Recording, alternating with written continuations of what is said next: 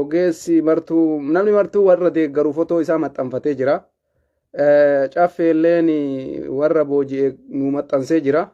Caffee raamis bareeda. Anis mee waan jirurraa isinii gabaasa. Martuu waan harkaa qabu fidee dhufuudha kamaal goona ree. Ka fotoo qabu fotoo fidee anillee oduu isinii fidee dhufee. Lolli maalitti jira lolli kaabaa ka jedhu informeeshina tokko tokko isinii qabadhee dhiyaadhee jira. Akkuma isin agartan Abiyyi Ahmadis Aljeeriyaa deemee jira daawwannaa hojiitiif jedhanii jiru. Biyya keessa hin jiru akkuma isin agartan Xaqalaa Ministeer Abiyyi Ahmad dalagaadhaaf gara Aljeeriyaatti deemee jira. Kuni oduu qabatamaati jechuudha. Oduu akka caffee sanfaa miti oduu taragaaggatee jechuudha. Abiyyi Ahmad Aljeeriyaa jiraachuun qabatama. Odeeffannoo kiyya kasa'a kan isinii gabaasu keessaa tokko isa kana. Lammaffarratti booji'amtoonni akkuma itti fufetti jira. Gamaa gamanaayyuu wal booji'uun itti fufee jira. Sa'aatii amma asteennee haasa'aa jirru kanatti lolli jajjabni geggeeffamaa jira. Lolli ka geggeeffamaa jiru akkuma isin beeytanii naannoo qobboo kanarra ture waraanni ka geggeeffamaa ture. Waraanichi kun amma sa'aatii ammaa kanatti raayyaan ittisa biyyaa Itoophiyaa guyyaa kaleessaa pilaanii isaa jijjiiruudhaan qobboo gadhiisee bahuu isaa ilma yaadattan jedhee yaada.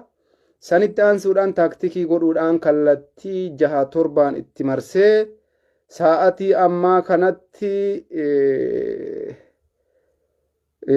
loltoonni Tigraay taasaabii 3 fe'anii osoo isaan gara Allamaaxaatitti duuba deemaa jiran dirooniidhaan meeshaa guutuu wajjiin rukutamanii jiran jedha. Itti dabaluudhaanis taasaabiin tokko guutuun waraanni Tigraay booji'amee jira jedha. Itti dabaluudhaanis loltuu Tigraay 600 raayyaa ittisa biyyaatiin booji'amee jira jedha. Sanitti aansuudhaan waraanni kun addaan badee dammaqee jira. Kun ammoo qobboo keessaa yaa'ee gara Allamaaxaatitti duubatti dhiyeessaa jira. Akkuma isin beektan ganama kana gara qobboo waaldayaatti lolli cimaan roobit eddoo jedhamtu irratti waraanni geggeeffamaa ture. Roobitii sanirratti osoo wanni sun hin tasaaqqamini mootummaan siistamii itti godhe na fakkaataa raayyaa ittisa biyyaa faannoo milishaa humna addaa isiin garaagaraan itti kib godhaniitumaan dubbii itti jabeessan fakkaata. Odomaan soba jennu barattoonni yuunivarsiitii waaldaa keessa jiran waaldaa gadhiisanii bayaan akkuma isin agartan sunis oduu qabatamaati. Yoo soba jennu guutumaan guututti waraanni cimatti seenamee achi wal akaayee as wal akaayee samitti wal dha'ee dalgatti wal dha'ee bitatti wal dha'ee mirgatti wal dha'ee yoo soba jedhu loltoonni Tigraay akkuma isiniin jenne namni 600 harka kennatee ajajoota ol aanaa Tigraay ka mootummaan federaalaa Geetaachoo fa'aa wajjiin kassasee himannaa irratti bane tokko ajjeefamee gariin ammoo booji'amee jira. Namoota himatamee himannaa jala jiru jedhamee jira. Inni biraa ammoo sa'aatii amman isinitti himu kanatti dirooniidhaan isaanii meeshaa gugurdaa fe'atanii qobboo keessaa bayaa jiran.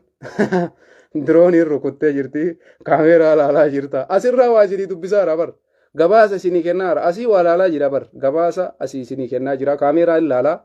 Koomantii keessanis ilaala. Gabaasa isinii kennaa jira bar. Koomantii illee dhufin miidhina haganas garagalee ilaalutti.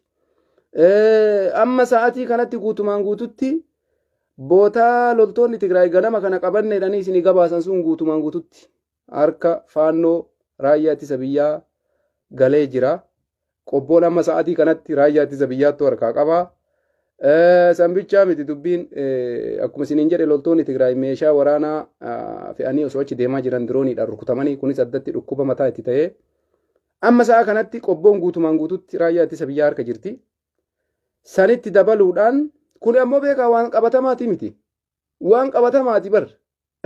Waan qabatamaati miti. Kijibaa miti. Qeerroo walloo dhugaadha. Hin dogoggorina. Dhugaa isinitti himaa. Sa'aatii ammaa kanatti dhugamaa bar. Qobboon guutuun guututti raayyaa ittisa biyyaa harka jirti. Faannoo abbaa feetee dawwale kun obbo barbaaddama bilbili. Meeshaan waraanaa dirooniidhaan rukutamullee dhibbatti dhugaadha. Awwaan sobaa takka ittiin dabalu. Itti aansee amma qobboon guutumatti bilisa baatee jirti.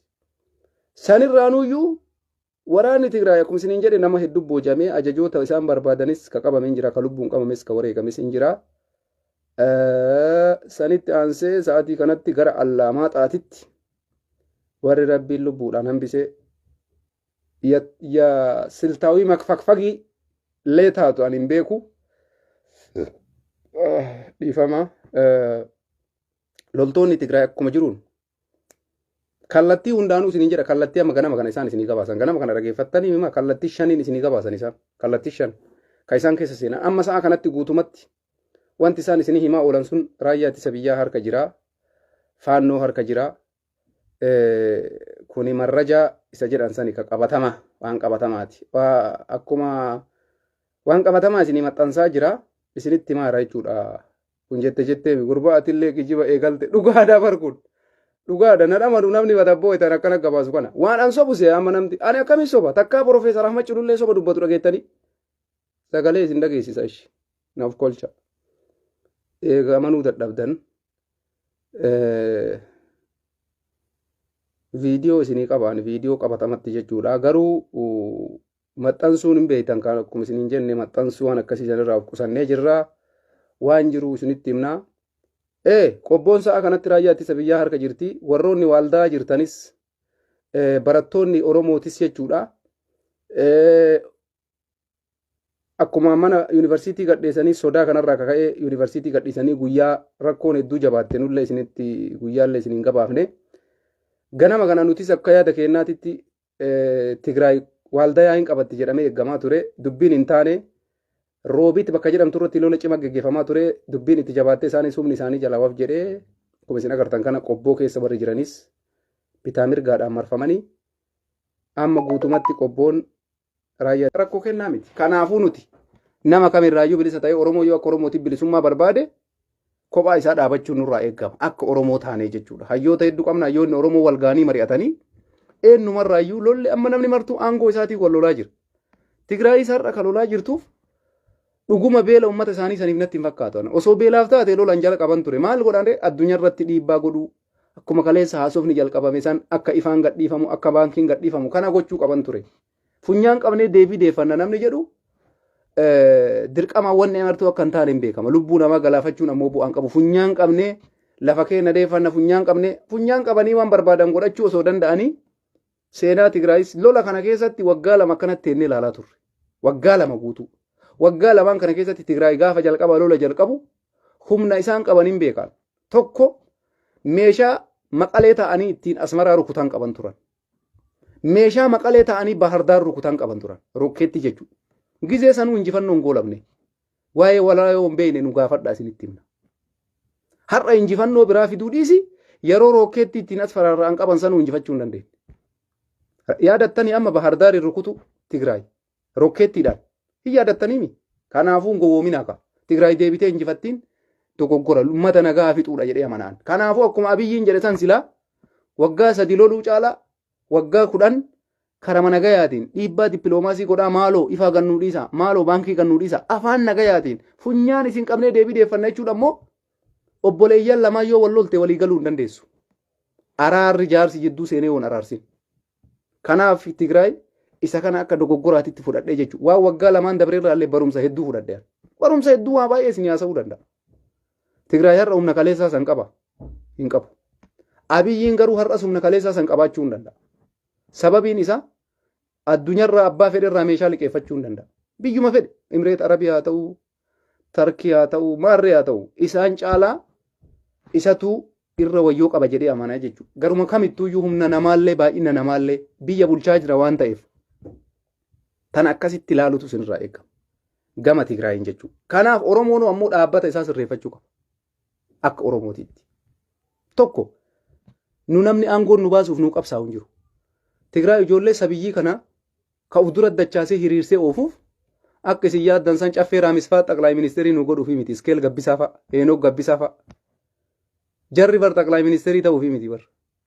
Kuman isiniin jedhe yookaan podiyoo haarawaa ta'uu barbaadanii yookaan ammoo biyya alaatiyyuu biyyatti hin deebi'an.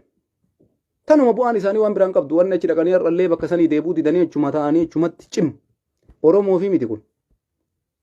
Waa'ee Oromoo takka of keessaan qabu dubbiin jira kana. Oppodiyoo haarawaa ta'uu carraan argatan jarri kun. Wayyaanee nama kaleessa abbaa duulaafaa oma gootee itti taphataa turteemi. Abbaan duulaafaa taaktikiidhaan injifatan har'a biyya isaantu bulchaa jira bar. Kaleessas ergattu taaktikiidhaan Oromootti fayyadamanii qeerroof qarree Oromootitti duuda galfatanii har'a carraa san argatanii jiran. Waggaa 27 Tigreen itti fayyadamte. Iskeel Gabbisaa fa'aa carraa saniin argatan. Amma fedhan Tigreen carraa saniin kennituuf. Kana kadhannee itti himne caffee irraamis oppodiyoo haarawaa ta'uu hin danda'u. Akka fedheef jala fiigee gara fedhee haa fiigu itti himna. Dhugaan jirtu sii tana. Oromoo bilisa baasuu barbaaddu. Oromoo bira dhaabbadhu. Asiin Jawaar qeeqaa Oromoo bilisoomsuu deema. Qabsoon KFO dhaabbatte, qabsoon KFO dhaabbatte, qabsoo Tigraayituu sii bu'aa sii buusa. Miskiin akkanaa kanatti Oromoo qabsaa'edha. Takka takkaan likkii jeessan isinii himna jechuudha. Isinii galee dhugaan jirtu simatana. Oromoon bilisummaa barbaannaan akkuma kaleessa kophaa dhaabattee jara kan ofirraa kaaste har'as kophaa kee dhaabbadhu. Hirkattummaan takka sin fayyadu. Dama takka hin qabdu fira tokkocha. Abiyyi Ahmad osoo inni afaan Oromoo sitti dubbatu. Osoo inni aan Oromoodha ofii siin jedhu deebii kiyya naan deebifne jettee falmaanii jirta bara Oromooti. Akkasimi wayi lammaffaa deebistee Tigraayin aangootti fiduufi no. Abiyyiinuu deebii Oromoon barbaadu hin deebifne akka Oromootitti hin deebine jedhee isa falmaa jira Oromoon. Tigraayii waggaa 27 ummata keenya ka inni waan isaan godhan hin beeka Oromoo seenaa keessa gasseenee naasa'u. Isaan kana wajjiin qabsoofnee Oromoo bilisoomsine jechuun ashoofuudha. Dhugaa sitti hima caffee raamis Iskeel Gabbisaa oppodiyoo haarawaa ta'uuf carraan argattanis. Isinii galee oppodiyoo haarawaa carraa oppodiyoo haarawaa ta'uun argattan Oromoo bilisaamsuu dhiisisin. Oppodiyoo haarawaa taatanii Tigraay tajaajiluudhaaf namni carraa isinii kennu hin jiru. Isin beeyna isin. Kanaafi har'a nama isin sababuma isin jara kana bira dhaabattaniif naa galuu dide. Mee maal sababattan? Du'a Oromoo irraa dhaabuu barbaaddanii? Oromoo hunda kaasa. Hirkattummaa jalaa bayaa. Abiyyi Ahmadiin xilaatatti galtee jettanii. Isinoo Oromoo waliin jirtanii? Abiyyiin xilaata gale Amaara galeettanii isin eenyutti galtan? Tigraay galuu maaliif isin barbaachise? Kanaafuu quba walii qabuun hin barbaachisu jechuudha. Namnummaan qulqulluun hin jiru har'a yoo KFO ta'e malee. Paartilee siyaasaa Oromoo keessa qulqulluu yoo jiraate paartii KFO qofa. Warri akka caffeellee Tigraayitti galanii Abiyyi qeequu barbaadan. Iskeel Gabbisaa fa'aa Eenok Gabbisaa kun Tsaggaayee Araarsaa Dooktoritti Aanaa. Amma galgala ganama TMH Dimtsi Wayyaanee irraa isaanii xiinxalan akkaataa inaan itti Abiyyi injifatan pilaanii baasaniif. Carraan isaanii yoo akka carraa ta'ee isaan kun aangoo argatan oppodiyoo haarawaa ta'anii Oromoo ajjeesisiisuu tajaajila oppodiyoo haarawaa jechuudha. Isinii galaami dubbiin oppodiyoo haarawaa. Kaayoon isaanii kanuma bara. Oromoo waan Oromoof keessaan qabu dubbiin jara kana. Dhugama jirtu walitti himnee addaan galla jechuudha. Kanaaf Oromoo sobuu hin dandeessan. Tigraayis ammoo humna isin kaleessa eegdanii san hin qabdu. Zabana rookeetti harkaa qabanuun injifanne. Zabana taankii fi meeshaa gugurdaa asii ka'anii asmaratti tokko sanuyyuu Finfinnee seenuu hin dandeenye. Har'a ammoo dishqaadhaan Finfinnee qabatan jechuun keessan maraatuma. Sanuu yoo ta'e ammoo isin bilisa baasuufi miti. Dabratsiyoon ijoollee kichuu kana ka wareegaa jiruuf Iskeel Gabbisaa Xaqlaay Ministeerii godhuufi miti bara yookaan Tsaggaayee Araarsaa. Ufii isaati Xaqlaay Ministeerii ta'ee Tsaggaayee oppodiyoo dullattii kaleessaa san godhee itti fayyadamuu barbaada. Caffeefaa talaalaakii. Bara akkasii waan biraa of keessaa hin qabu. Oromoon ammoo maal jedhaa jira? Abiyyi Ahmadiin atiinuu nuun taane. Oromoollee yoo taate deebii nuun deebisnee jedhanii jira Abiyyiin Oromoodhaan.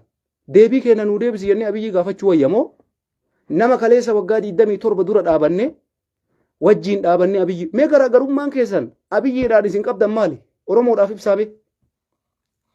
Koomantii dhiisi koomantii arrabaa. Mee maali garaagarummaan deebii kana deebisi yoo sammuun si dalage yoo sammuun keessa hin dalagne waan feete barreessi. Garaagarummaan maan keessan maali? Abiyyi Ahmad arrabsuun namni kophaa isaatii akka Oromootti dhaabatee Abiyyi Ahmad arrabse galata qaba. Deebii Oromoon deebifne jedhee arrabsaa jira sun. Isinoo xilaata Oromoo waggaa 27 caccabse wajjin dhaabachaa Abiyyi Ahmad Amaara gale jechuun afaanuma keessanii bahuun qabu jecha akkasii sila. Jalqaba dhaabbata keessan sirreeffadha. Oromoo dalagaa jirtanii fi nama biraatii dalagaa jirtanii uf laalaa dura Abiyyi abaaruun duratti. Isin mataa keessan warra Oromoo waggaa 27 ilma isaa itti gabbaree ruhii isaa itti gabbaree qabeenyi isaa isaan hafne lubbuun qabsaa'ota Oromoo hafne wareegama itti kafaleetiin jijjiirama kana fide Oromoo. Jijjiirama kana akkamitti isin akkamitti Oromoo qulqulluu gaafii Oromoo bilisaan deebisuu danda'u aangoo baafnaa dhiiftanii xilaanni kenna xilaanna xiraata kiyyaa fira keetii gaafa akkas jedhe Abiyyiilleen akkas jedhee bar Amaaratti fayyadamuu hin danda'a. Sanumattuu yoo ta'e Abiyyiif isin waliin madaaltan isin mormituudha. Abiyyiin Ahmad xaqlaay ministeerii biyya saniiti. Ilaalcha kamiinuu akka Abiyyiititti deemuu qabdan ture. Abiyyiin Amaaras, Oromos, Beenishaangulis, Silxees, Guraagees, Walaayitas ija tokkoon laaluu qaba. Garuu Oromoon akka bal'ina isaatiitti akka uummata Oromootiitti deebii isaa argachuu qaba. Isin ammoo mormituu taatanii xilaatatti hirkachuun silaa keessan kana saalfachiisa. Muummicha ministeeraa yoo taate ati maaliif mootummaa jechuun mootii jechuun hoogganaa uummataati waan ta'eef. Hoogganaan uummataa tokko ammoo nama kamuu ija kamiin laaluu qaba. Kara kamittuyyuu Abiyyii caalaa isintu baandaadha jechuudha. Kuni waan lafa jiru. Sababa dhiyeessa har'a sababa Abiyyii dura dhaabattaniif dhiyeessa. Kaleessa homa jennee duulaa turre. Abiyyi Ahmad yoo jibbine ammoo akka Oromootitti dhaabachuun nurraa eeggama. Oromoo haa taanu gaa maarree Oromoo falmaa jirtaami nama kamittuun hirkati. Oromoo darajaasisi walitti qabi. Abiyyiin Ahmad deebiin isinii deebisaan jiru nama kanaa kuffifnu. Kuffifnee aangoo haa qabannu. Laakiin isin Abiyyii kuffisuudhaaf warra kaleessa Oromoo dhiibee ofirraa kaasee dirqama deebuu qabanii jettan. Kuni dogoggora. Nuti kajechaa jiru Tigraayiin ajjeechaan beelli duuti isaanirraan eeggamudha. Yoo hoggansi isaanii kanallee didee lakkinu qawweedhaan keessaa baanaa. Qawweedhaan keessaa baanaa isaan ka jedhan taate sanaa mokkoran akkaataa isaan qawween itti ba'an hin beekan. Isaaniifis hin fayyadu jedhee yaadaan. Maaliif lubbuu qaalii wareeganii ummata kumaatamaan itti wareeganii ijoollee daa'immantu itti du'a. Mootummaalleen akka isaan jedhan kanatti aangoo gadhiisee ka deemuu miti. Dippiloomaasiin maal ta'e ekonomiin maal ta'e isin jettan kana namni dhagayaa jiru hin jiru. Har'allee taanaan uummanni Oromoo nama isarraa beela'e ofii isaatii qarqaarataa jira. Dirqama mootummaayyuu eegaa hin jiru uummanni keenya ka beela'e. Ka bakka kamittuu beela'e uummanni keenya diyaaspooraan biyya alaa kana keessa jiru ofii isaatii iyyee uummata isaatii waa buusaa jira. Saniin gara kaanitti jireenyi qala'ee dhiisee rakkoo irraan qabu mootummaan. Kanaaf akka Oromootitti taanee akka Oromootii yoo dhaabanne irra gaariidha. Isinii galee saniin gara kaanitti ofii isaatii osoo waan dalaguuf hin agarre Abiyyi Ahmad jibbuu Abiyyiin Amaara galee maaf Tigree galtarree isin. Abiyyiin Amaara galee isin Tigree galtan sillachuu tokkuma jechuudha. Abiyyiinis yoo Amaarattuu ka galu ta'e isinillee Tigree galtan jechuudha. Maal gootanii Abiyyi qeexarre wal fakkaataa waliin abaaruu bar. Kanuma wanti biraan jiru bar. Simminti 8 bar lakkoofsuma 8 kana simminti 8. Abiyyiin Amaara galee isin Tigree galtan. Finish. Oromoo ta'ii dhaabbadhu dura. Abiyyi abaaruun duratti. Wallahi na ajaa'ibaadhaan. Isa kanaafuu dhugaan jirtu isa kana uummanni keenya kan hubachuu qaba. Uummanni Oromoo hoo maal godhuu qaba? Asirratti waa takka isin haasa'uu barbaada. Egaa kana jedhe waa'ee hayyoota keenyaa kakadhannee as deebuu didan kanarra. Lammaffaarratti lolli kun Oromoon ilaallatuu jettan gisee baay'ee. Lolli kun Oromoo akkamittiin ilaallanne lolli kun Oromoo? Akkamitti isiniin ilaallan? Mee naa hima akka isin lola kanarraa bilisa taatan. Oromoo dhiisi isin jedha. Oromoo biyya san keessatti saba kana guddatu dhiisi. Namni Itoophiyaa san keessa jiru killilii Tigraayiin alatti lolli kun isa ilaallata. Akkamitti isa ilaallata? Tokko raayyaa ittisa biyyaatiif jedhee mootummaan borirraa nyaata barbaanna raayyaa ittisa biyyaatiif yoo Abiyyiin Ahmad jedhe jaalattee osoo hin taane dirqamtee waan mootummaan sin murteessite kennitaa jechuudha. Yoo zarii biyya keessaa qabaatte. Fakkeenyaaf amma namoonni tokko maatiin keessan akka jiruun biyya faranjii jiraachuun mala Ameerikaa, Kanaadaa, Awustiraaliyaa guutumatti maatiin keessan hundi. Laakiin warri zariin teessan ilmoon takka biyya keessa jirtu lolli kun nan ilaallatu akkamitti jetta? Lolli kun kallattii shammoo jahansi ilaallatu. Tokko lolli yoo cimee itti fufe qarqaarsa raayyaa ittisa biyyaa jedhamtaa mallaqa si gaafachuu danda'a mootummaan, sangaa si gaafachuu danda'a mootummaan, hoolaa si gaafachuu danda'a mootummaan, re'ee si gaafachuu danda'a mootummaan, qallaba raayyaa ittisa biyyaa jedhamee jechuudha. Kana godhuudhaaf ammoo akka gandaatiin, akka godinaatiin, akka kutaati keessa jiraattuutiin murteen dabara. Balbala keessi dhufanii sabsabaa si waamanii maqaa keessi waamanii birrii 300 kennisiin jedhan raayyaa ittisa biyyaatiif. Sangaa kennisiin jedhan raayyaa ittisa biyyaatiif. lola kana keessa hin jiruu maa jettare qaamaan dhaqee loluu jedhan an qaamaan dhaqee loluu jedhi malee lola keessa hin jiru ana lolli nan ilaallatu hin jedhin lolli gara kamittuu si ilaallata dhalataa Itoophiyaa ka lolli kun hin ilaallanne hin jiru waan dabrirraa waa baradha dheengadda yeroo lolli itti fufee jedhe san Abiyyi Ahmad ijoollee dargaggeessa waxxaatii lafaa dhufaa dhiisi nama waggaa 50-60 leenjisaa ture lolli kun sin ilaallanneere si ilaallataa jechuudha mallaqa namni hin kennin hin jiru Tigraay keessa warri jiraatu warra lolli kun nan ilaallatu akka jedhu jira akka isin jettan kana dhalattoota Tigraay keessa ka jiru lolli kun nan ilaallatu ka jedhu hin jiru ka birrii hin qabne ka loluu hin dandeenye nyaata dhugaatii waraana Tigraay qarqaara ka mallaqa qabu mallaqa qarqaara ka midhaan qabu midhaan kenna Tigraay ma keessatti illee akkasuma Itoophiyaa keessas kutaa kaan keessattis lolli kun nan ilaallatu ka jettu taate waggaa lamaan dabre gaafiin akkanaa dhiyaateen beeku uummata Itoophiyaa hundaaf nyaata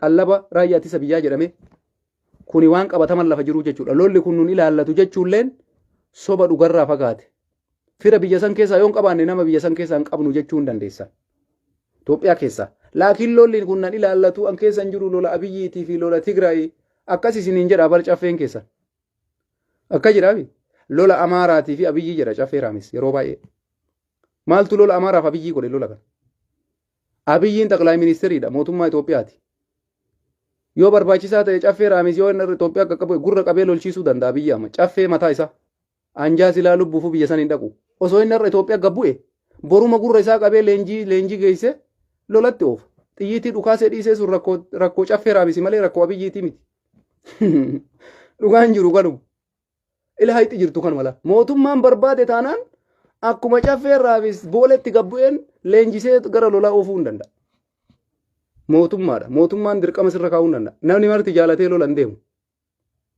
sinii galee dubbiin ijoolleen hundi amma waraana deeman kun ijoolleen Oromoo dirqamaan nama deemee jira namni fedhaan galmaa'ee sin jira ka dirqamaan deemee sin jira mootummaa jechuudha ammoo gurra kana si micciiree lola si oofuu danda'a gurra si micciiree osoo ati hin jaalanne mootummaadha kanas amanii fudhadhu isa kanaaf jecha lolli lola Abiyyii fi Dabratsiyoonii wanni jedhu hin jiru lolli lola Oromooti lola kana dhaabuudhaaf Oromoon maal gochuu qaba akkamitti lola kan akka dhaabatu irratti yoo dalagame gaariidha malee nun ilaallatu gara kamiinuu jechuun fudhataman qabu kun hayyuu feete gaafadhu lolli kun Oromoo miti saba diqqaa biyya san keessa jiru didiqqaa ka ummata miiliyoona takka hin ilaallata isaanis waraana kana keessatti hin hirmaata kanaaf jarana mootummaan waddoo saayihoon bagiddi funyaan keessa si dhiitee si leenjisa gowwaa taati yaaqii waa'ee waraana illee hin beektu waa'ee mootummaa illee hin beeku namni garii ani lola san keessa jirtu osoo ati mimmaan boottu lola si oofa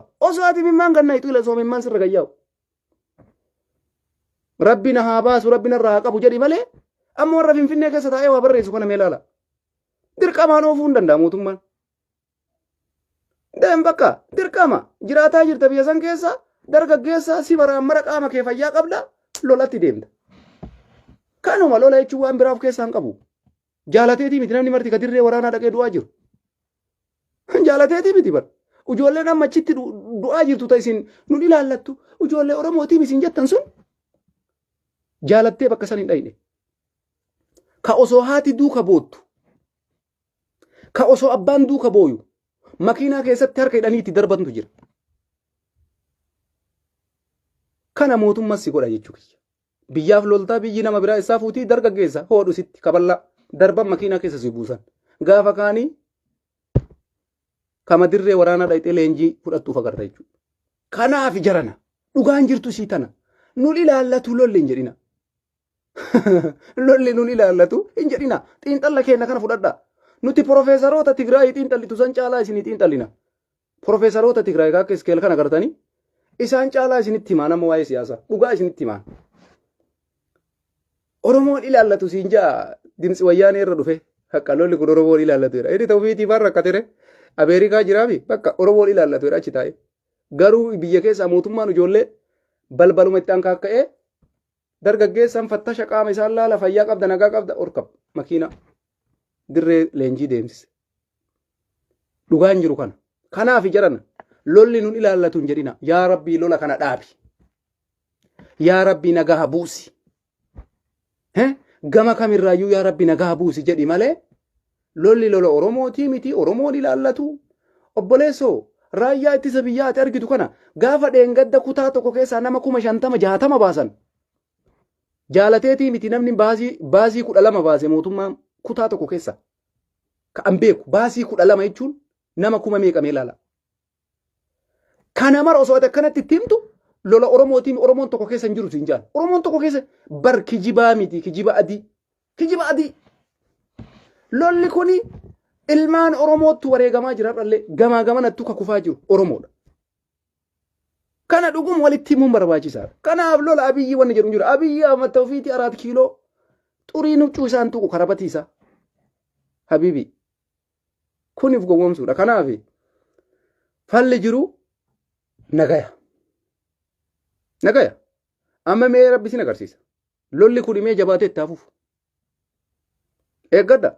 Borii 50 bulchiinsi gandaa kutaa hundarratti qeerroon humna qabu dargaggeessi akka gara waraanaatiin leenjii fudhatu waamichi ni dhiyaata. Sanbira dabre ammoo nyaata raayyaa ittisa biyyaatiif jedhamee waamichi ni godhama. Kuni waan yeroo dhiyootti eeguudhaaf teetta. Yaa rabbii lola kana dhaabii qofa kadhadhaa malee lolli nun ilaallatu wallaahi nama Itoophiyaa keessa jiru hunda ilaallata lolli. Ka humna isaatiin deemee loluu hin dandeenye mallaqa kennuun isarraa nafu. Sangaa kennuun isarraa nafu. Lolli kun deebi'e taanaan jechuudha. Ufiillee deemee loluu baatu jechuu kiyya. Kanaaf lolli kamimaanu kara kamiinuu nama biyya san keessa jiru hin hanqatu. Warra Ameerikaa taa'ee isin ashoofu kan allaalina.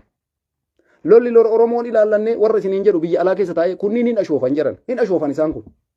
Lolli wayituu Abiyyi Ahmadiif Dabratsiyoon har'as taanaan mataadha malee ofii walitti dhukaasaa hin jirtu.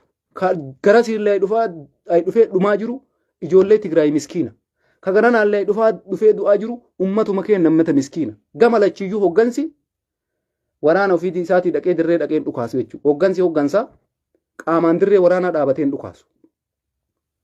Ani Oromoodha wanti dhaamu nama baay'ee jira hayyuun Oromoo ka dubbiin dhibdee cal'isee ta'aa jiru hedduu jira. Isinii galee kanaaf falli Oromoo tokkochi jiru lolli gara kamittuu Oromoo irraa fuudhaaf hin ta'u. Namni Abiyyi Ahmad jibbee yoo marroo bira dhaqellee sunillee loluma bar. Abiyyi dheessee marrootti yoo dhaqellee achiillee ima lolta malee achitti marroolleen dhadhaa si dibee qibaatii si babbareechisee gasiin furuu bar. Ima lolta gama kamittuu. Lolli Oromoo irraa gama kamittuu hafaan jiru. Laakiin ammoo tokkummaa Oromoo irratti haa hojjennu. Duuti inaftu gara kamittuu. Marroo biras dhayitu inuma lolta. Abiyyi biras dhayitu inuma lolta. Kanaafuu falli jiru maali?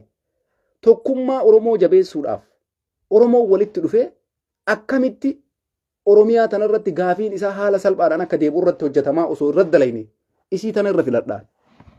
Maaliifi gama kamiinuu takka loltuu taate taanaan yaa du'uu yaa ajjeesuudha. Carraa biraan qabdu waan ta'eef. Carraa takka hin qabdu beeki. Yaa du'uu yaa ajjeesu. Jaalmarroo biras jiraattu, Abiyyi biras jiraattu. Inuma duuta gama lachittuu loltuudhaati beeki. Kanaaf Oromoon akkamitti bu'aa buufachuu qaba. Oromoon kana keessa harkaan qabuu dhiisa. Daangaa Tigraay irra dhaqee ka ajjeefamaa jiru ka ajjeesaa jiru Oromoo. Isinii galee isa kanaafi falli jiru Oromoon akkamitti tokko ta'a. Abiyyi Ahmad gaafii Oromoo yoo inni deebisuu dadhabee ka didu taate akka Oromootitti Oromoo waliigala akkuma kaleessa lubbuu teenyatti gabbarree wayyaanee TPLF maqalee galchine sanitti Oromoodhaafuma takka hin fayyadu jedhee Oromoo murteesse Abiyyi Ahmadis akka Oromootitti taane wama feene haa goonu karaa haa cufnu hiriira itti haa baanu ufii keenya kaasutu nurraa eegama. Saniin gara kaanitti xilaanni xilaata keetii fira keetii isa jedhu kana barate namni martuu jecha kana dhaga'ee bara. Jecha kana namni martuu gurraa qabaami. Jecha kana sitti manii bara. Xilaanni xilaata keetii fira keetii kun bakka namni martuu kanan beekaa beeki. Kanuma sitti martuu. Garuu namni inni hojii qabsaa'u nama umrii keetti fixxee lafee keetti duguuydee hayyuu kumaatama itti dhabdee kottoonfattee achi kaaftee san wajjin qabsaa'e. Tokkoffaa kunuyyuu dogoggora. Dogoggorre aarre Abiyyi Ahmadiin mufannee goone kaleessa. Amma irraaf deebuu qabna ka. Irraas deebuu qabna. Akka Oromootitti yoo xarakkarree dhaabanne bu'aa arganna jedhee amanaa. Isa kan akkanatti yoo laalle gaariidha. Oromoon eenyuttuu hirkachuu hin qabu. Abiyyi kuffisuu barbaannaan akka Oromootitti haa kuffisu. isinii galee isii kana hayxi jirtu tana ani gara kiyyaa kana isiniin jedha Oromoo yoo akka Oromootti dhaabate malee bu'aa biraan qabu. Faayidaa takka fiduu hin danda'u. Abiyyi balaaleffannaan Tigraayis balaaleffadhu. Hin danda'amu gowwummaan akkasii. Abiyyiin xilaata kee ta'ee Tigraay fira kee ta'uu hin danda'u. Maaliif? Gara kamittuu ati bar ulee taatee deemaa jirta malee ofii keetii bakka barbaade san gahuu hin dandeessu. Mee har'a Tigraay wajjin dhiibaa kottaa? Mee fakkeenya caffee raamisiif gaafii kana naa dhiyeessaafi. Tigraay dhiibdee har'a lolli kun lola Abiyyii fi Tigraayii jettanii jirtan. Iskeel gabbisaallee itti fida. Hunda isiitu itti aanaa haftee biraallee hin gaya. Warri yaada kana qabdan hundi keessan deebii kana deebisa. Deebii kana deebisa. Loltoonni Tigraay har'a qobboo seentee jirti.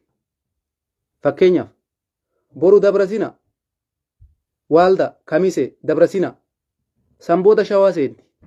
Dhuftee yoo loltoonni Tigraay akkuma amma qabataa deemtu kanaan qabattee dhuftee Finfinnee seentee jette gaafa san Oromoo ka'i jette ammoo xilaanni xilaata keetii fira keetiin kun ittuma fufa.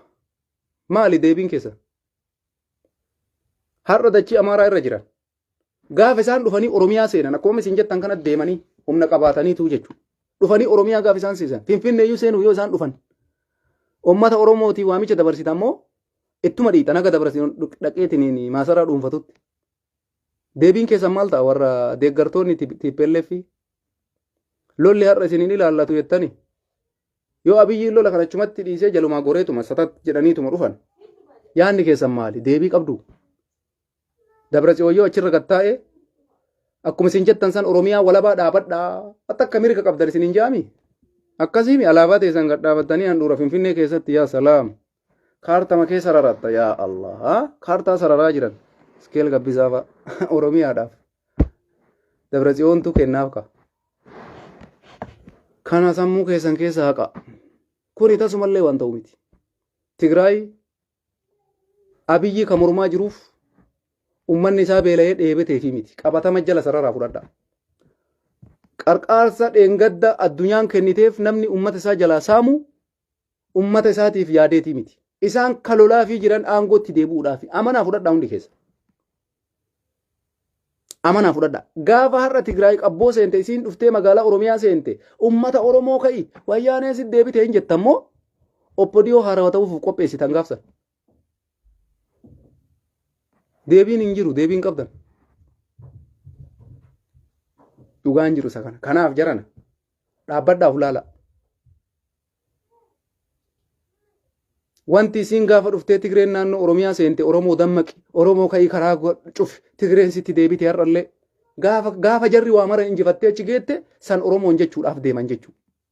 Har'a garuu maal jedhan? Lakki lolli lola Abiyyii fi Tigraay isiin jedhan. Yoo ati raftee hoo callistee dhuftee gaafa jarri karra Finfinnee hankaakkaate dammaqi Oromoo si deebi'ee warri waggaa 27 akkasii godhe laala akkasiin jedhu an oppodiyoo haarawaa ta'uuf qophaa'e. Sanuma kaa wayi Oromoo bilisa Oromoo aangootti fiduu miti hojiin keessan bara.